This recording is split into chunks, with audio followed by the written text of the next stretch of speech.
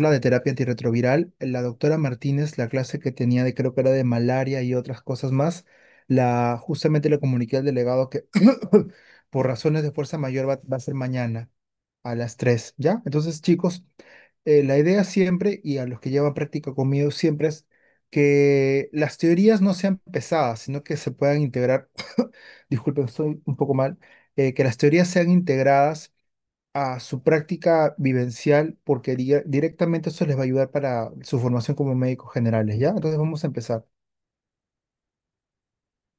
He enviado la solicitud para que me puedan permitir compartir, por favor. Listo, vamos a empezar entonces. Mm,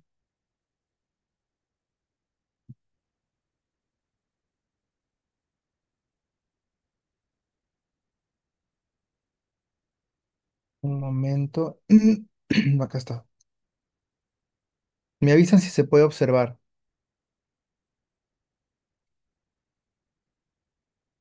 Sí se ve, doctor. Listo, vamos a empezar. Cuando estamos hablando de targa, que es la terapia antirretroviral, mucha gente asume o cree que pues seguimos en la época antigua donde había muchas pastillas y demás. Les recomiendo ver la película Dallas Buyers Club, que habla justamente de cómo fueron los inicios del targa, que fueron bastante insidiosos y pesados, porque la primera medicación, que es la sidobudina, que es un derivado de la timidina, justamente se utilizaba como un quimioterápico y se vio que en aquellos pacientes que tenían VIH y cáncer asociado podía disminuir la replicación viral. El endpoint principal de la terapia antirretroviral, y esta es pregunta de NAM, de residentado y demás, ¿cuál creen que es? La gente a veces asume que la terapia antirretroviral su principal función es subir el CD4 y no, no, no. El CD4 es una ganancia secundaria de la terapia antirretroviral. La terapia antirretroviral básicamente lo que hace es dormir, planchar al virus, conseguir una indetectabilidad. Si yo consigo indetectabilidad, por tanto, esas células que estaban batallando contra el VIH van a poder funcionar contra otros armatostes de batalla y digamos contra otros virus, contra otros patógenos. Entonces, la función principal de la terapia antirretroviral es dormir, negativizar, indetectabilizar la carga viral. Para la mayoría de estrategias, como dice justamente la OMS y la ONU-SIDA, deberíamos lograr que el 90% de personas que vivan con VIH conozcan el diagnóstico. De este 90%, el 90% tenga acceso a tratamiento antirretroviral y a su vez de este 90% estén sostenidamente indetectables. Lamentablemente, dichas medidas para la mayoría de países es muy irregular, siendo menores en Latinoamérica, Centroamérica y lo que viene a ser África subsahariana.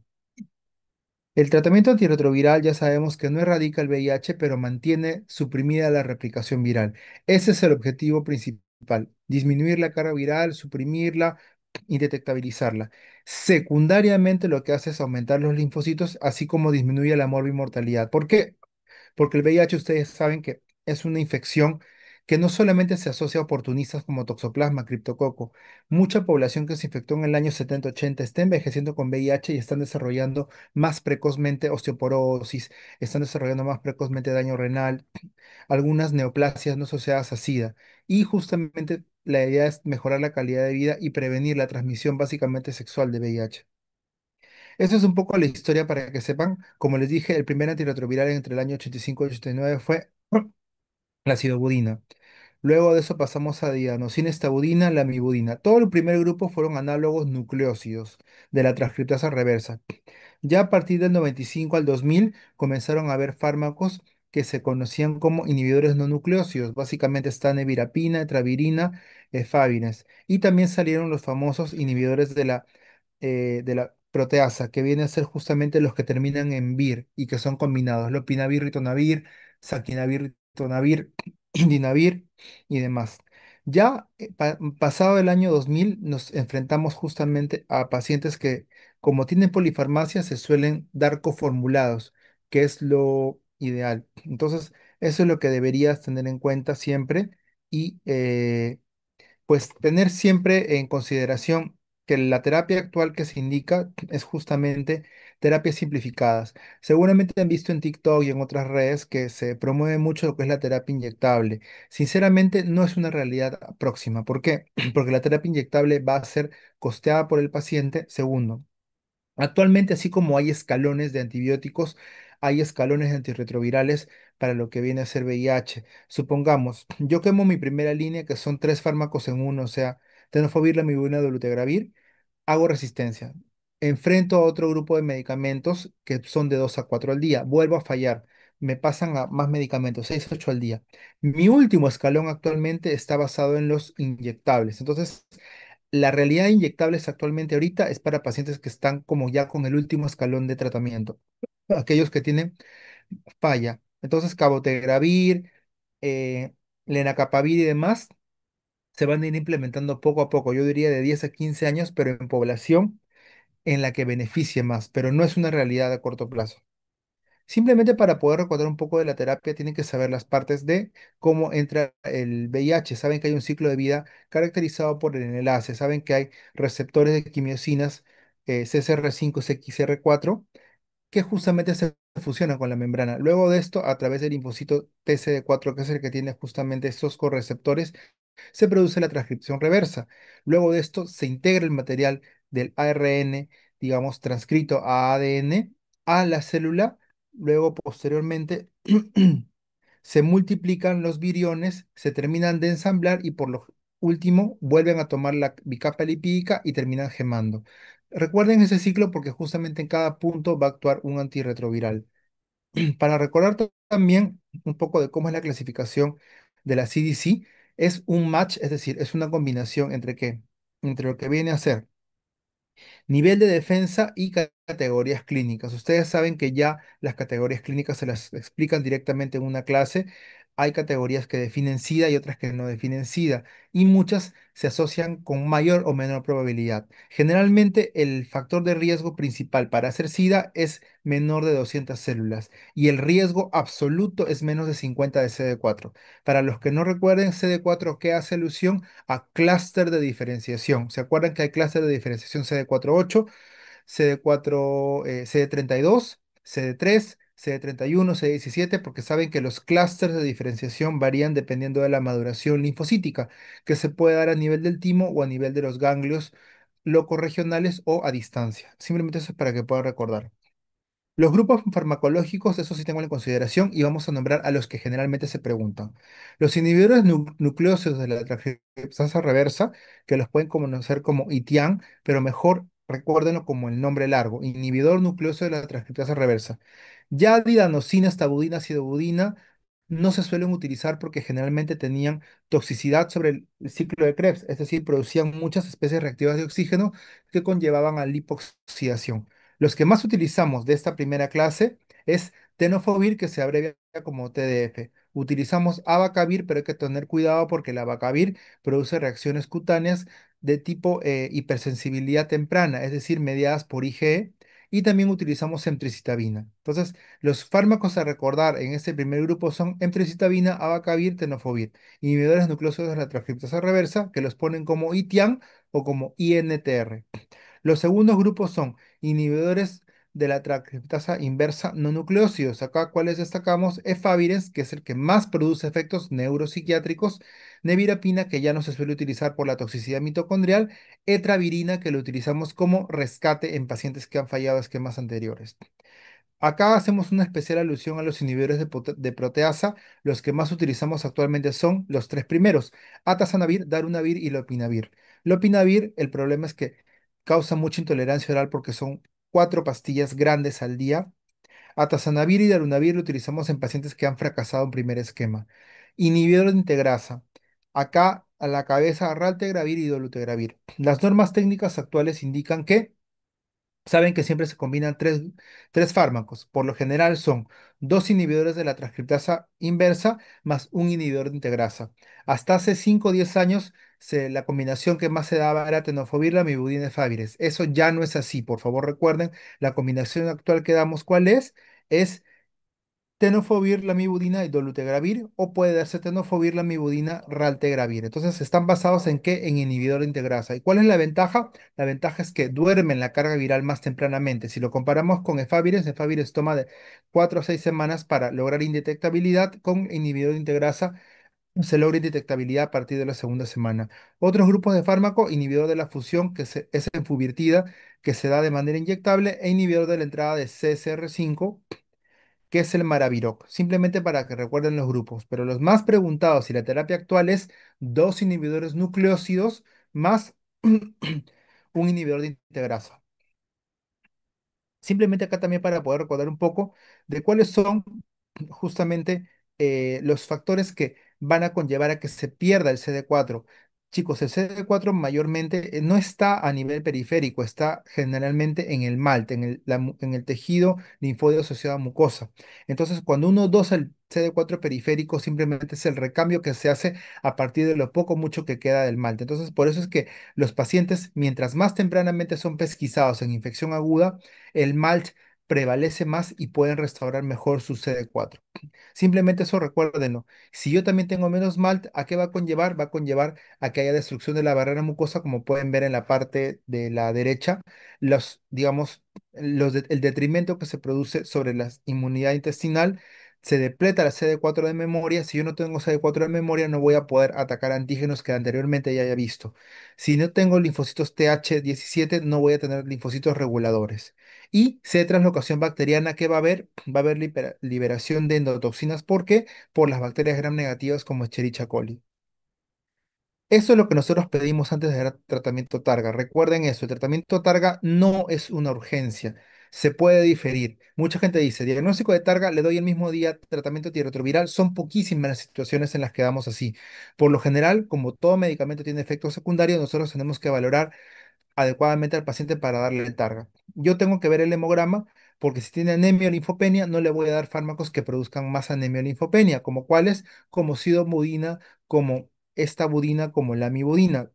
Veo la creatinina. ¿Por qué? Porque el fármaco que principalmente se ha visto relacionado con el aumento de toxicidad renal, generalmente a nivel de túbulo proximal, es el tenofovir.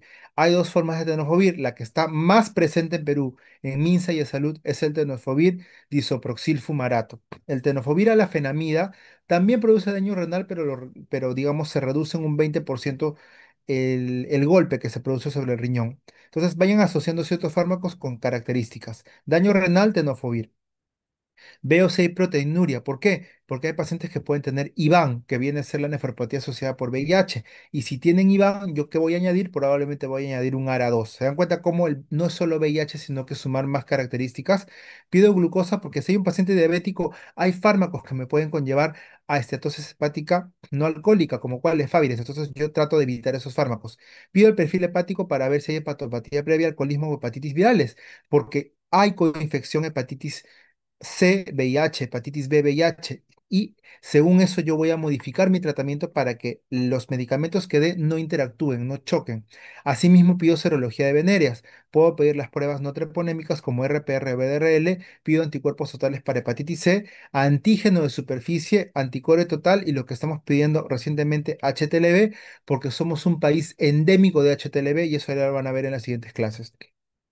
Otras cosas que vemos justamente son los signos vitales, la piel orofaringe y demás, porque hay que evaluar si el paciente tiene ganglios y demás. ¿Qué otras cosas evaluamos antes de iniciar el targa?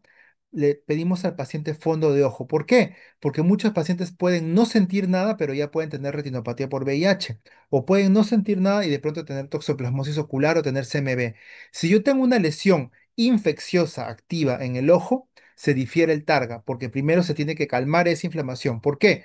Porque en algunos pacientes, generalmente con menores de CD4, menores de 100, estos pacientes a menor CD4, más riesgo de hacer que un síndrome que se llama reconstitución inmune, es decir, el subidón de defensa que me da secundario a que ha dormido el virus, eso puede activar infecciones latentes. Entonces acuérdense de esto.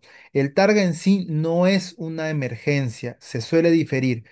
Yo suelo diferir en aquellos que tienen lesión a nivel de la retina ocular y también difiero en pacientes que tienen cuadros meningoencefálicos. Si tengo meningitis por criptococo, ¿es obligatorio darle tratamiento targa? Al momento no, porque mi microglía va a hacer reacción de reconstitución inmune y puede terminar matando al paciente por hipertensión endocrinal. Entonces yo difiero 2 a 4 semanas el tratamiento.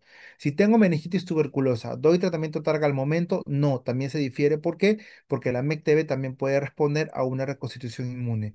Por ejemplo, si fuera una meningitis aséptica, que es por el VIH, una adquisición de VIH en menos de 6 meses, ahí sí podría utilizar el tratamiento antirretroviral de manera muy urgente. ¿Por qué? Porque la meningitis aséptica es producida por antígenos de VIH. Entonces, quiero que entiendan los escenarios, pero por lo general no es que el paciente llega y le damos el mismo día tratamiento antirretroviral. No, no, no, no, no, no es así.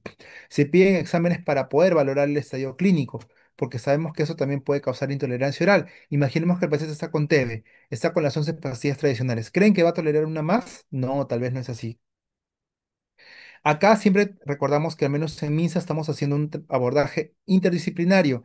Hay que evaluar la parte psicológica, cómo introyectan el diagnóstico de VIH, la consulta médica para evaluar los parámetros clínicos, los trabajadores sociales y los CERITs. Los CERITs son como centros un poco, digamos, de fuga para que no rebalsen los pacientes que van al hospital. Y los trabajadores sociales son súper importantes porque créanme que hay un montón de abandono social en pacientes con VIH. Mucha gente sigue creyendo que es un estigma para la familia y los abandonan. La consulta por enfermería es esencial para poder justamente reforzar lo que es la adherencia, para que el paciente tome la medicación lo más cercano a las horas posibles y que si hay algún momento en que no puede asistir y todo y tiene que reprogramar la cita, acuda con los enfermeros y los encuentre como parte de la alianza. Asimismo, nutrición, porque acá en Perú sabemos que la desnutrición se va para dos lados, o a obesidad o a desnutrición crónica, y eso también es una condición que puede afectar la absorción adecuada del targa. El estudio START justamente indicó que comparó dos grupos, un grupo en el que se daba el tratamiento precozmente y otro grupo en el que se estaba esperando que disminuya a menos de 350. Este estudio ha sido contundente. Paciente diagnosticado de VIH tiene que iniciar el tratamiento antirretroviral sí o sí independiente del CD4. ¿Por qué? Hay algunos pacientes que tienen la suerte inmunológica de que se llaman controladores élite. ¿Qué significa esto? Que no reciben targa nunca. Tienen VIH, pero su carga viral siempre está bajita, menos de 100 copias, y sus CD4 están en 1000, 1200. Se ha visto que estos pacientes que van a terminar agotando sus células de CD4, por lo tanto, igual debe recibir tratamiento antirretroviral, porque hay lugares llamados santuarios, que son generalmente ganglios y la microglía, donde el tratamiento no penetra bien, no llega bien, y por lo tanto se produce un inmunoenvejecimiento. Entonces, si les preguntara, paciente con... El paciente que debe recibir targa es exclusivamente el que tiene menos de 350, menos de 500 o menos de 200. No, no es así, respuesta falsa. Todo paciente con diagnóstico de VIH recibe tratamiento independientemente de la carga viral, independientemente del CD4. Acuérdense de esto, no se debe interrumpir el tratamiento TARP en ningún momento. Incluso si el paciente está con meningitis por criptococo, toxoplasma y está con targa, que siga el targa, por favor. ¿Por qué? Porque hay más efectos de reconstitución en aquellos que interrumpen el targa. ¿Cuándo iniciar el targa? Cuando tengamos fármacos bien tolerados, cuando haya durabilidad y potencia, y tenemos que saber que tenemos que ver la toxicidad de los mismos. Y evidentemente saber si hay alguna coinfección activa que nos disminuya la patencia oral. Pero por lo general nosotros no iniciamos de manera inmediata. Ya les dije que uno de los pocos escenarios vendría a ser la meningitis aséptica. El resto de casos, meningitis por criptococo, TBC, uveitis por, no sé, por hongos, uveitis por herpes y demás, diferimos el tratamiento 2 a 4 semanas. Otra opción donde también iniciamos rápidamente el target es pacientes que, por ejemplo, tienen un cáncer asociado a VIH, un linfoma no Hodgkin o un sarcoma de Kaposi. En ellos sí iniciamos porque disminuir la replicación viral va a permitir que la quimioterapia funcione mejor.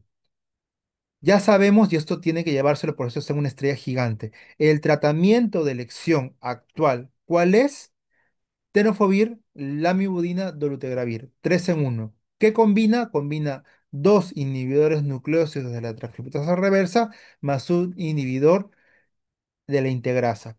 Como alternativos se pone ahí las combinaciones con efavirenz. Acuérdense de esto, ¿por qué? Porque hasta hace 5 años o más la primera opción era con efavirenz. Ahora no es así. La primera opción es con ¿qué? Con dolutegravir.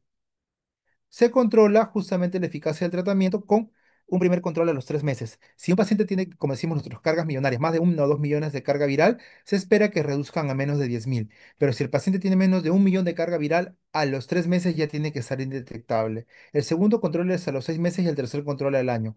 Luego, cuando ya están indetectables, se toma la carga viral una vez al año.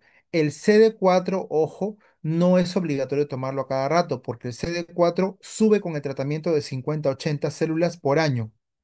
Pero yo pierdo CD4 de 100 a 150 por cada año sin tratamiento. Y acuérdense que el CD4 no refleja el pool real, porque el pool real, ¿dónde viene? Del mal. Asimismo, si el paciente tiene dos cargas virales detectables, generalmente más de 1.000, con separaciones, eso es falla virológica. ¿Y cuál es el examen que yo pido? Cuando tiene falla virológica, pido un genotipo. Aquí simplemente se dejan los conceptos de falla virológica, esto más va para infectólogo. Lo que ustedes deben recordar es que la carga viral se toma de manera anual tras el primer año y recuerden que cuando yo sospecho de falla, ¿qué pido? Genotipo para ver las mutaciones. Acá justamente principal interacción se da cuando el paciente tiene tuberculosis pulmonar sensible. Acá, como hay interacción del dolutegravir con la rifampicina, es decir, se disminuyen los niveles de dolutegravir, acá duplico la dosis de dolutegravir. Entonces doy TLD, que es tenofovir, lamivudina, dolutegravir en dosis fija combinada y le aumento no se suspende, sigue el targa de manera ininterrumpida. Eso recuérdenlo, por favor. Entonces, duplico dosis cuando tengo rifampicina. ¿Por qué? Por la interacción medicamentosa con dolutegravir. Y si está con targa, no suspendo. Acá, justamente recordar que hay reconstitución inmune que les dije. La reconstitución inmune, la pepa que deben recordar es que es más probable con un CD4 más bajo. Es decir, si tengo un paciente que tiene 6 de CD4, ese paciente probablemente me va a hacer una reconstitución inmune. Y hay dos cosas. Hay por desenmascaramiento, es decir, una infección que estaba latente y sale. Supongamos que ese paciente tenía, así como hay complejo de Bond, también hay un complejo de histoplasma. Paciente viene de Venezuela y comienza targa. Y comienza a hacer un cuadro de dificultad respiratoria, hepatoesplenomegalia, antígeno urinario positivo de histoplasma. Eso es desenmascaramiento. Y respuesta paradojal, ¿a qué se refiere? Supongamos que tiene TBC con HIV al momento. Y de pronto el paciente inicia el tratamiento antirretroviral y la TBC pulmonar parece que se extiende y le comienza también a crecer los ganglios, se fistulizan y demás. Esa respuesta aparentemente mala, transitoria, es el paradojal. Entonces, desenmascaramiento es cuando algo que yo no sabía que tenía aparece y el paradojal es que aparentemente algo que ya tenía empeora transitoriamente. Entonces, por favor, recordar esto y a recordar, le dije, cuando hay lesión en el ojo, retinitis, difiero targa. Cuando tengo meningitis criptocócica, tuberculosa, difiero targa. ¿Podría apurarme en qué casos? En casos de cáncer asociado a VIH como linfoma no Hodgkin y sarcoma de Kaposi y podría apurarme en la meningitis aséptica. Simplemente esos son efectos secundarios que hay que recordar. Ya no damos sidobudina, ni adenosina, ni estabudina. ¿Por qué? Porque hay acidosis láctica, toxicidad mitocondrial y hay lipodistrofia. Como pueden ver acá, los clásicos cachetes hundidos, como que no hay grasita, de la bola de Bichat, eso produce justamente esos fármacos. Se recalca acá nuevamente, tenofovir, fumarato, pene, ¿por qué? Porque hay aumento de la resorción osteoclástica. El efavirenz es el que está más relacionado con qué? Con justamente trastornos neuropsiquiátricos, delirio, alucinaciones y rash. Abacavir es el que más tiene que ver con rash cutáneo, por eso es que pido el antígeno HLA-B57. Inhibidores de proteasa, básicamente el opinavir y ritonavir, como son pastillones y son cantidad, generalmente producen náusea, vómito y diarrea. Y los inhibidores de integrasa, dolutegravir, igual tienen su pequeño efecto, básicamente producen como un síndrome tipo de intolerancia a la lactosa, diarrea que dura 2, 3 semanas de haber iniciado, y en algunos pacientes, como también interactúa con la leptina, se ve una subida de peso de 15 a 20%. Eso es todo. No sé si tienen alguna pregunta o les quedó todo claro, chicos.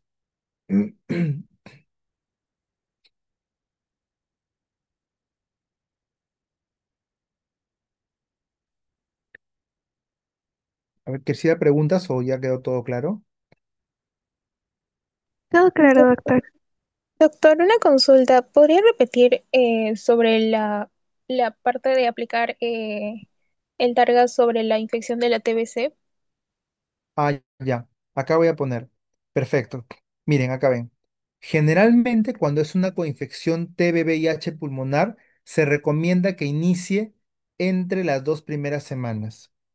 O sea, a partir de los 14 días ya puedes iniciar con seguridad. Cuando es TB pulmonar, pero supongamos que, como les dije, es una meningitis TBC, ahí por el riesgo alto de que la microglía se active, porque saben que la microglía es nuestra defensa a nivel cerebral, por eso yo difiero el tratamiento. Por eso pónganse bien las cosas claras.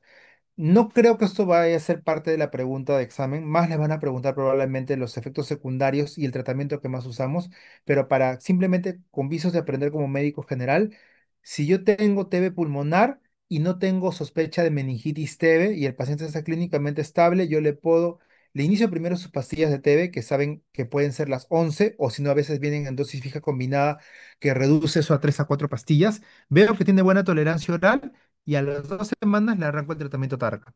Ese es un escenario. Pero imaginemos que tenga meningitis TB y que esté soporoso y demás. Evidentemente ahí no le puedo iniciar Targa porque no tiene patencia oral.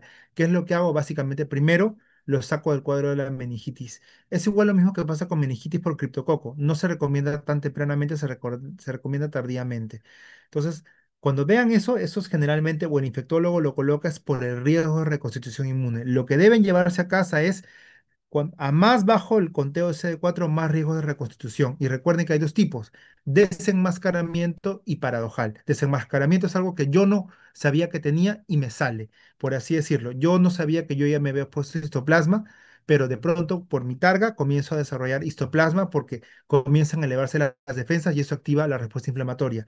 Y por paradojal quiere decir, supongamos que yo tengo TB pulmonar, yo creía que estaba yendo bien y de pronto inicio el targa y me salen escrófulas, comienzo a tener ganglios que supuran. ¿Eso es por qué? Porque también la respuesta inflamatoria comienza a activar antígenos y autoantígenos que generan justamente más inflamación y generalmente salen ganglios. Más lo vemos eso en el contexto de TBC. Y ya saben, cuando den, cuando les digan, paciente con tratamiento esquema sensible, ¿cuál es el target ideal? Como les ponen esquema sensible, este tiene rifampicina. Entonces es que tienen que poner de opción TLD, que es tenofovir, lamivudina, dolutegravir, con una dosis adicional de ¿qué? De dolutegravir. ¿Por qué? Por la interacción medicamentosa con rifampicina. Perfecto. No sé si ya quedó todo más claro. Sí, doctor, gracias. Listo, chicos. Entonces sigan estudiando, ya saben. Siempre tienen que aprender las pepitas que son las cosas más importantes para su día a día. Los dejo y ya conmigo será hasta una próxima oportunidad. Cuídense mucho y un abrazo. Gracias, doctor. Gracias, doctor. Cuídese. ¿Ya?